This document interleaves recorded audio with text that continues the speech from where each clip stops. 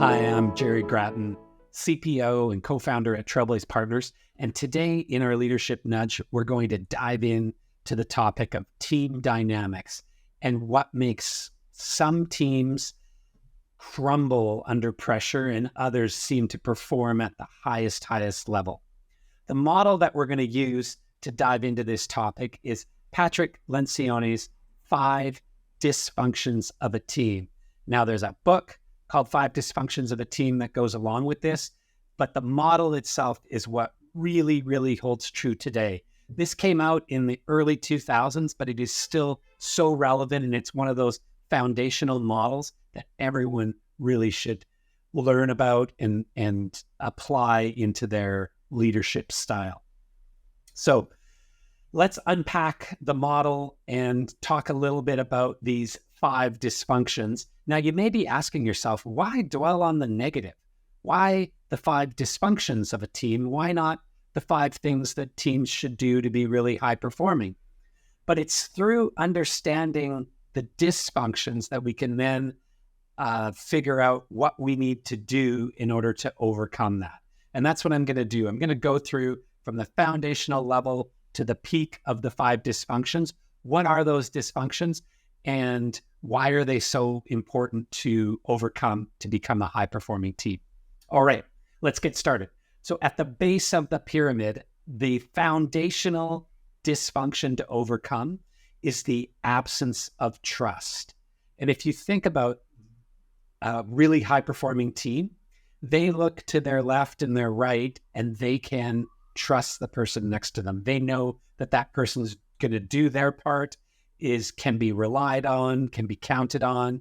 You know they're going to make decisions and they're going to deliver their results. Without trust, we can't get anywhere. With the absence of trust is the foundational dysfunction of a team. So how does that apply to the next dysfunction? Well, the next dysfunction of a team is the fear of conflict. And if you think about this layered on top of trust, am I going to engage in healthy team conflict, which is so important to a healthy, high-performing team? Can I engage in that conflict if I don't trust my team members? If I don't trust my team members, I'm going to be a little bit fearful to get into conflict because I don't know how you're going to react. Maybe I'll get fired. Maybe you'll bite my head off. I don't know, but it's going to hold me back from engaging in conflict. So the fear of conflict really comes from the lack of trust. And if we can overcome the first dysfunction of the absence of trust, we can engage in healthy conflict. And that way we can move up to the third dysfunction of a team, which is the avoidance or the fear of commitment.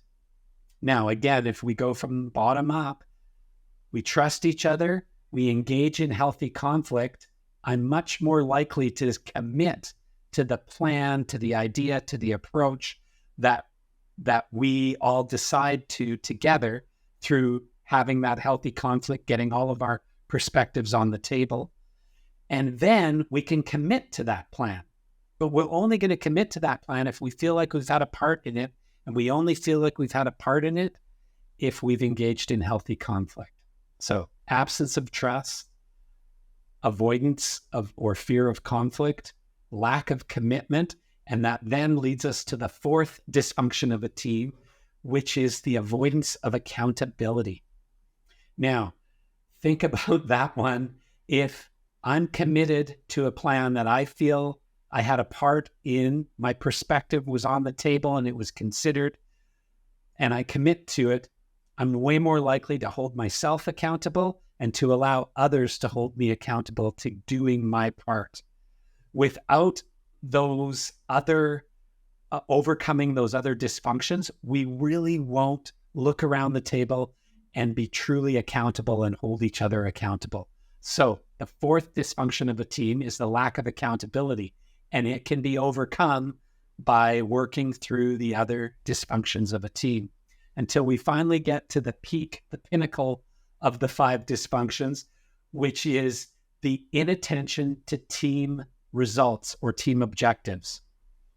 And how this dysfunction plays out is if we don't trust each other, we don't engage in healthy conflict, we're not committed to the plan, and we don't hold each other accountable, what we do is we only worry about our part, and we don't consider the whole objectives of the team and how our part, our individual part or our team's part plays into the overall goals and objectives of the team. And so only by having overcome all those other dysfunctions do we really, really, truly engage together as a team and take on team goals and achieve the objectives that the team has set.